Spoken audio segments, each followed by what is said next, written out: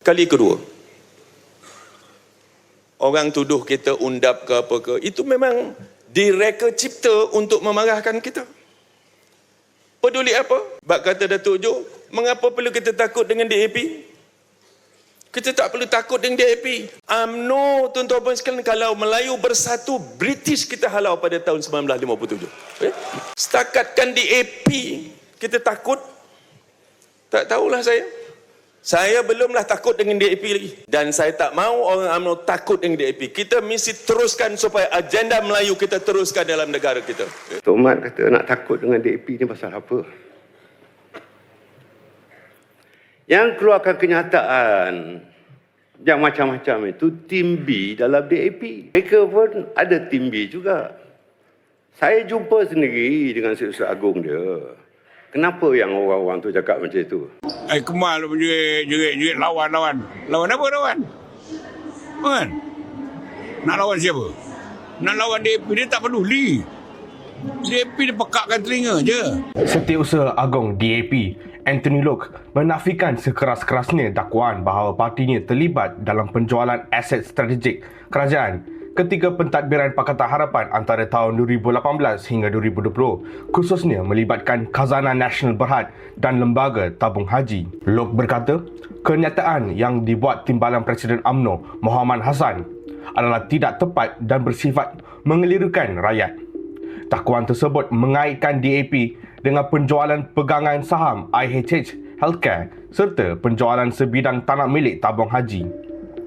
Menurut Loke, DAP tidak pernah mempunyai sebarang wakil dalam lembaga pengarah Khazanah Nasional, apatah lagi terlibat secara langsung dalam proses membuat keputusan. Sehubungan itu, Loke menyifatkan serangan terhadap DAP sebagai cubaan mengalih perhatian serta mencetuskan persepsi negatif terhadap parti tersebut.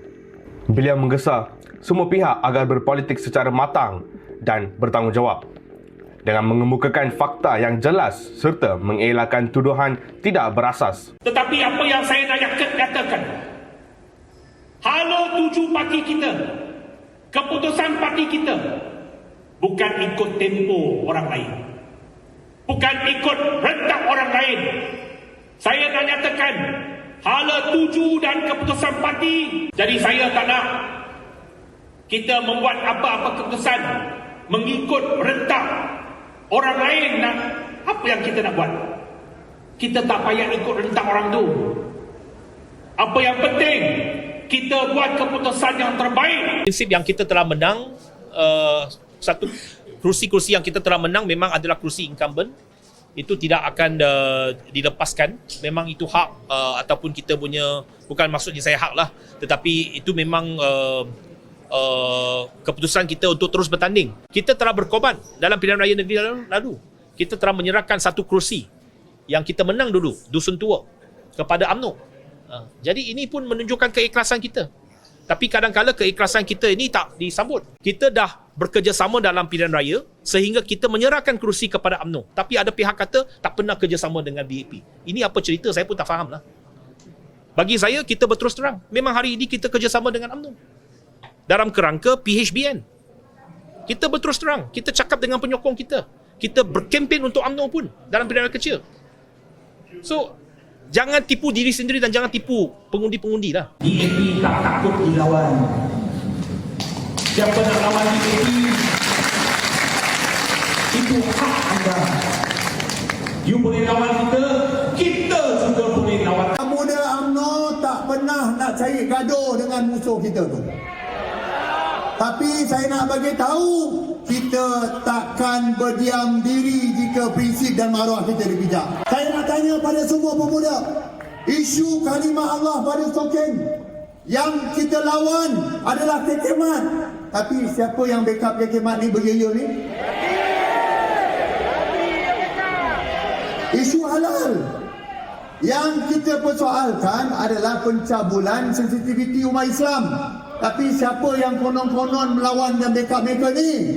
Yang sengaja, saya nak beritahu, bendera terbalik yang disengajakan. Yang kita bercakap, yang kita lawan adalah pelaku tu. Pelaku tu. Kita tak sebut pun parti apa, betul tak?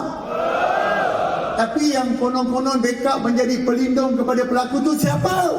Ada menteri yang minum arak dalam majlis rasmi. Kau nak minum arak, pergi jalan lah minum. Tapi kita ada undang-undang yang perlu kita patuh. Kamu langgar undang-undang, kamu minum arak dalam majlis rasmi kerajaan, takkan kita nak diam diri, betul? Dan saya nak tanya kepada perwakilan pemuda, yang beria-ia backup ni siapa? Macam ni korang nak kata yang UMNO tak tunduk pada DAP, Zahid Hamidi tak tunduk pada DAP.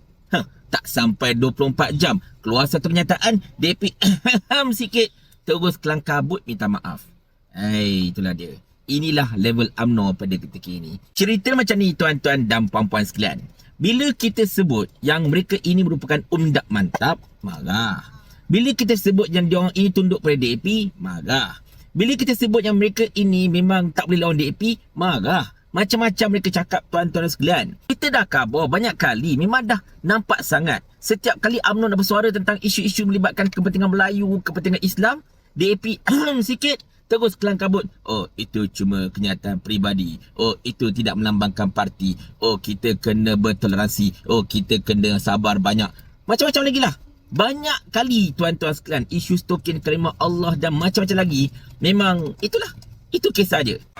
Terburuk dalam sejarah. Akhirnya tinggal 26 kerusi. Rebah di kaki DAP. Dibuatkan gambar kepala babi. UMNO sedang bersidang. Ini semua nak menaikkan kemarahan kita. Jadi biarlah kepala babi punya isu ni, biarlah Akmal dan pemuda yang selesaikan. Ya. Bukan tahap timbalan presiden dan presiden nak nguruskan itu dah. Okey? Cukup kita hantar infanteri kita saja. Dan saya dah cakap dalam peresmian pemuda, wanita, pemuda, puteri. Pemuda berfungsi sebagai pembingit dan rebelius. Bingitlah.